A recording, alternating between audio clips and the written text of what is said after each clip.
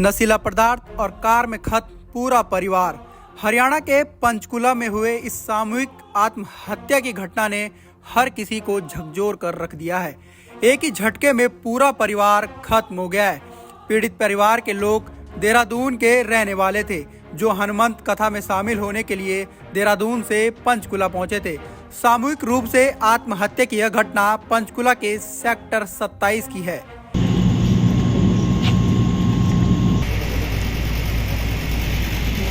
जानकारी के मुताबिक एक ही परिवार के 7 सदस्यों ने गाड़ी में नशीला पदार्थ खाकर आत्महत्या की।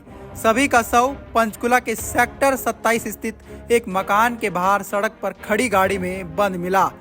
पीड़ित परिवार के लोग देहरादून के रहने वाले थे। बताया जा रहा है कि परिवार के लोग कर्ज में थे और आर्थिक तंगी का सामना कर रहे थे। शुरुआती जांच में पता चला कि मृतकों की पहचान परवीन मित्तल, उनके पिता देशराज मित्तल, पत्नी, मां, 2 बेटियां और 1 बेटे के रूप में हुई है। सोमवार रात करीब 11 बजे पुलिस को सूचना मिली कि सेक्टर 27 में एक मकान के बाहर खड़ी गाड़ी में कुछ लोग गंभीर हालत में हैं। सूचना मिलते ही पुलिस मौके पर पहुंची तो गाड़ी में 6 लोग तड़प रहे थे। उन्हें तुरंत सेक्टर 26 स्थित ओजस अस्पताल ले जाया गया। कुछ ही देर बाद घर के बाहर एक और व्यक्ति तड़पता हुआ मिला, जिसे सेक्टर 6 के नागरिक अस्पताल में भर्ती कराया गया, जहां उन्होंने भी थोड़ी देर बाद दम तोड़ दिया। कंट्रोल रूम से कल रात को सूचना आई थी करीबन 11 बजे कि कुछ एक गाड़ी है, उसमें कुछ डेड बॉडीज है, जिसमें एक जीवित था मौके पे। तो उस पे सूचना पर हम पहुंचे। तो जब सूचना पर हमने आके देखा तो गाड़ी खड़ी थी और बॉडीज मेरे ख्याल उस टाइम तक सिविल हॉस्पिटल में शिफ्ट हो चुकी थी। तो मौके का मुँह होने के बाद फिर हमने जांच पड़ताल करी तो अभी फर्स्ट इंस्टांस में प्रवीण नामक बंदे का पता लग रहा है और 7 फैमिली है। अभी फाइंड आउट कर रहे हैं सर, प्रॉपर नहीं पता लग रहा है। हाँ, बच्चे भी थे जी। हाँ, कुछ टेम्पररी एड्रेसेस आ रहे हैं, परमानेंट वेरीफाई। वहीं इस पूरी घटना को लेकर चश्मदीदों ने क्या कुछ कहा, आपको सुनाते हैं। हम 10:30 बजे ना नीचे ब्रदर उतरा था वॉक करने के लिए।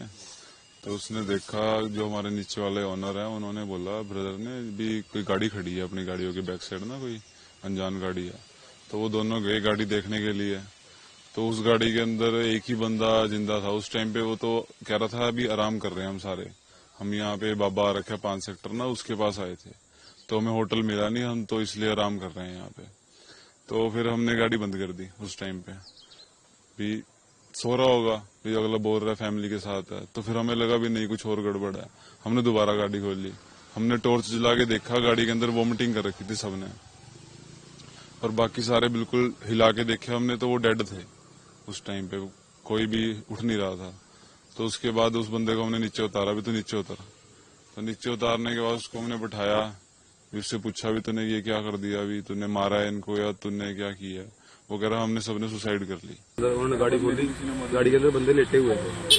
तो उन्होंने बोला कि गाड़ी के अंदर लेटे हुए अंदर भी हमारे बंदे सो रहे हैं, हमें होटल नहीं मिला। हम यहाँ पे बागेश्वर बाबा जो से आए हुए हैं, उनके पास आए हुए हैं।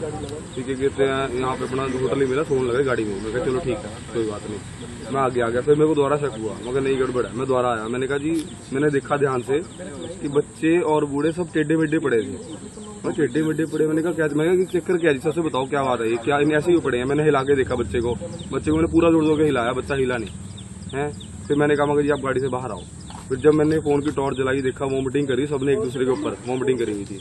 उसके बाद फिर मैंने कहा भैया बाहर आ जाओ मक्का जी, और मेरे को ऐसी स्मेल आई, मुझे ऐसा इंट्यूशन आई कि मर गए हैं। मैंने कहा मक्का जी मर चुके हैं, बाहर आ जाओ। मैंने कहा, मैंने उनको जबरदस्ती बाहर बुलाया, उन्होंने मुझे चाबी बुला दी। वो हमारे घर के रैंप पे आके बैठ गए, हम लोगों को पानी पिलाया। बट फिर वो क्या कहते हैं, वो कह रहे भी मैं भी थोड़ी देर मरने वाला हूँ, हमारा बैंक का खर्चा है, मैं भी। पुलिस सूत्रों के अनुसार परिवार के करीबी लोगों ने बताया कि परिवार पर भारी कर्ज था। परवीन मित्तल ने हाल ही में देहरादून में टूर एंड ट्रेवल्स का व्यवसाय शुरू किया था, जिसमें उन्हें भारी घाटा हुआ था। आर्थिक तंगी के कारण परिवार ने यह दुखद कदम उठाया।